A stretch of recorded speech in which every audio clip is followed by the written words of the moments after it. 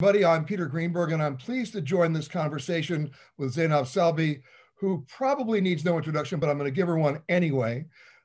She's a women's rights activist, the author of many books. She's got an incredible history in terms of her upbringing and what she brings to the table, which we're going to get into. And of course, she's a Hera Award nominee. So Zainab, thank you for doing this. Pleasure. You know, in looking at your history, you were born during the regime of Saddam Hussein.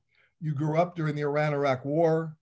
What I found particularly interesting, your father was the personal pilot for Hussein.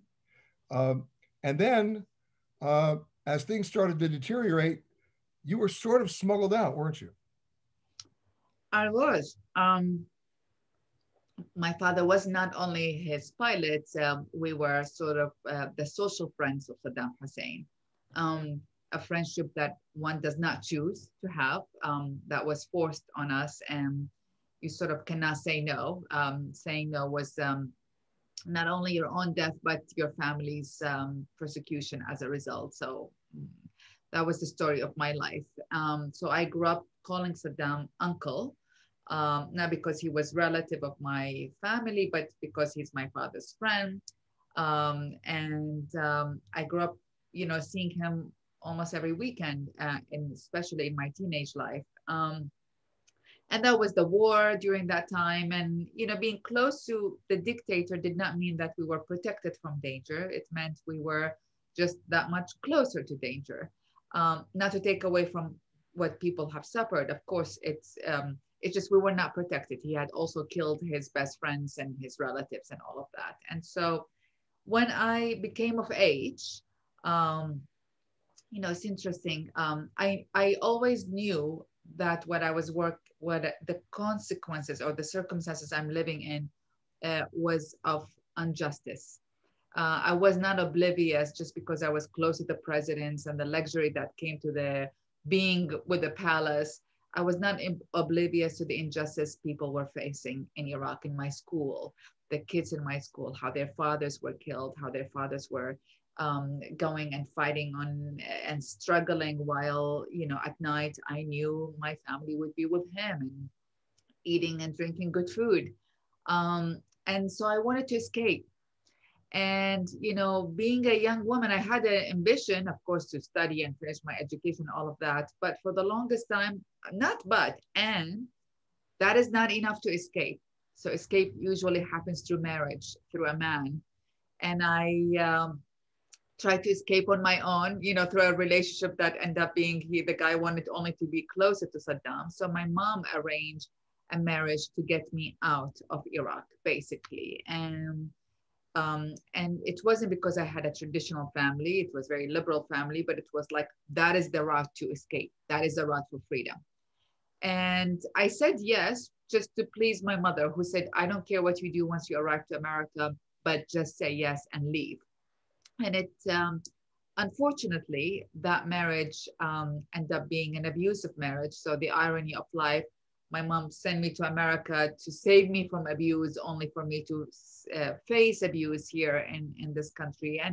And yet I was able to escape from that marriage 3 months after I arrived to America, and that was 1990. It was during the time that Iraq had invaded Kuwait. That's Gulf War One. Yeah. Yes, exactly. And so I was cut off from my family, and frankly quite upset at them at the time, saying, why did you send me to this marriage in a strange country while Iraq is in war, and now here I am stranded. And that was the beginning of the next chapter of my life, of which I'm happy to tell you more about, Peter. Well, it's probably not a coincidence that you majored in women's studies at that point. Well, partially that, exactly. I went back to school after, so here I am, an immigrant. I wasn't legally a refugee. I was an immigrant with no money, no family. My country is at war with the country I'm living in, and escaped an abusive marriage, basically. And, so I restart my life. I take jobs, small jobs here and there. I leave the marriage with $400 in my pockets. And I just get small jobs, at the Hallmark, at the Limited, whatever it is. And eventually I go back to school. And I do major in women's studies, not only because of what happened to me, but frankly, because of what my mother had told me as a teenager. She made me read all kinds of books about women's rights, and she made me read all kinds of books about racial injustice at that time in Iraq in 19. Unheard of. Complete. I mean, she made me read Roots and all kinds of other iconic books about either racial or women's rights. And she told me that this is what's happening to us, but we cannot talk. I mean, she would tell me that we are in prison. The prison, it happens to be a golden cage.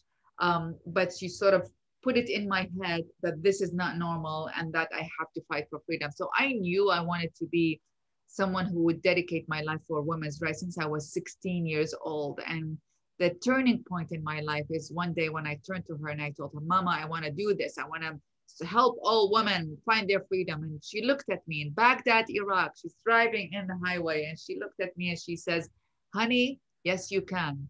And that made all the difference.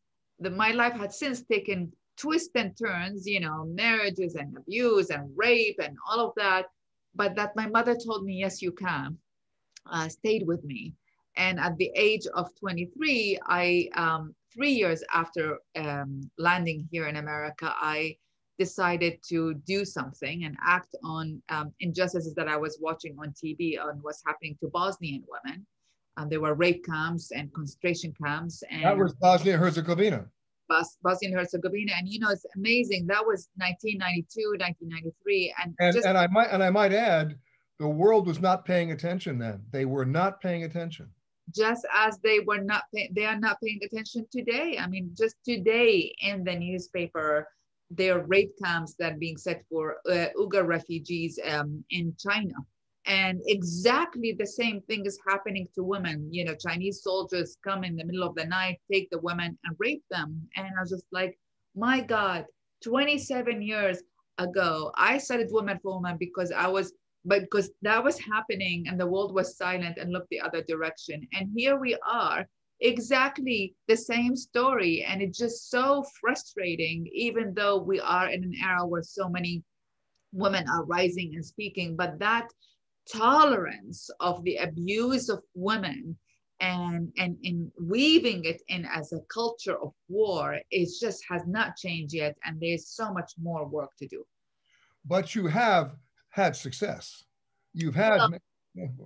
Yeah, no, I mean, I was 23 years old, as I told you. I had remarried a man I loved and I chose to marry. And we started this organization, Women for Women International. Everyone made fun of me. I had no work experience. I had no money. I was, a recent immigrant. My English, I mean, was always good, but, with a heavier accent, I would suppose, I guess, and everyone's saying, what are you doing? Go get yourself a normal job, go buy a house, buy a nice car. Who are these Bosnians that you're caring about? I did not know anything about Bosnia and Herzegovina. There's a different country. I don't know anything about their culture, their language. I knew they were going through an injustice. And I knew, while before I knew about the injustice that was happening in Iraq, but I could not speak about it because it would have endangered my family and my extended family, that now I was living in America. And the one thing America does provide is the freedom of speech. And I was like, I still feel responsibility as a human being that we must speak about injustice. For if we ignore it or look the other direction, we actually legitimize it. And when we do that, we allow for the corruption of our own values. Silence is complicity. Absolutely. And so I decided that I have to act and do something. And it started with me knocking on churches, synagogues, mosques, asking women to sponsor one woman at a time by sending her at that time $20 a month and a letter for 1 year only. Well, that ended up, started with helping 33 women in September 1993. As I speak with you right now, we have reached directly 470,000 women Wow. matched with about 500,000, mostly American women, but women from 68 countries, and raised $146 million, mostly from women at the grassroots level, where every woman is a philanthropist. And when you think about it, that's where it has to start, at the grassroots. Absolutely. I mean, look, change can happen at all levels. Sometimes it happens from the top to the bottom, sometimes from the bottom to the top. But now we are living in the era of the people. This is the era of the people. And in particular, in my opinion, we are living in the 21st century, which is inevitable and has to be the feminine century, or all our lives is at stake, frankly, not only about violence against women, but violence against nature and earth. So we do need, so it is the century where women are rising, and I think the people are rising. And so that's the call for success at Women for Women. It wasn't only started by helping women.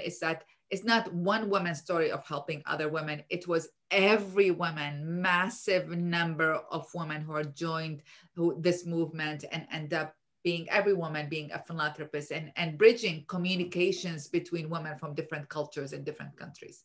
So it's a wonderful coincidence that Hera now intersects with the women's century. Exactly. Absolutely. Yes, it is her century in many ways, I know. And, most people, when you mention Hera, they don't understand the history of Hera, right? Sister of Zeus, the goddess of heaven, one of the most powerful goddesses in that realm. How do you see your involvement with Hera then? It's a good question. Look, I think my involvement should be and is no different than any other women's involvement. Our job right now is to speak up, speak the truth to power, no matter what the power is. Break our silence as women. For centuries, we have been told to stay silent because of shame and what a fear and all of that. We are to break our silence, because in our silence, we become complicit in keeping the story of our abuse. And we have done that so far. I have done that, and many women have done that. I think the job right now is for us not only to support each other, which we are supporting each other, Hera included, but I think the job right now is for us women to rise with not only with new values, with new ways of leading this time. It is not enough to be only opposing to what have not worked, but it is now the time for us to rise with our feminine values, with our women values, and show the way, not emulate values that has not worked in the past, that has been defined mostly by patriarchy, but it is now for women to demonstrate what is new way of leading the world, what is the new way of leading our personal lives, and that, by the way, does not exclude men. For me, feminine values includes men and welcomes men and is part of men. And I do think, though, women, we need to own it. We need to define it. We need to find it authentically in ourselves. So everything I do is part of that. Is how do you speak up? How do you tell the truth? How do you live the truth? And how do you find the truth, your inner voice, and speak it and share it to the world, even when you're at odds, even if it feels at odds? But that's when every woman or every man becomes part of the change, is when we own our own voice and we speak it and we share it to the world. And I think that's how I would define the frame of my engagement with Hera, as it should be, and as it is, I believe, with every other person. And how do you see Hera harnessing that power and that truth?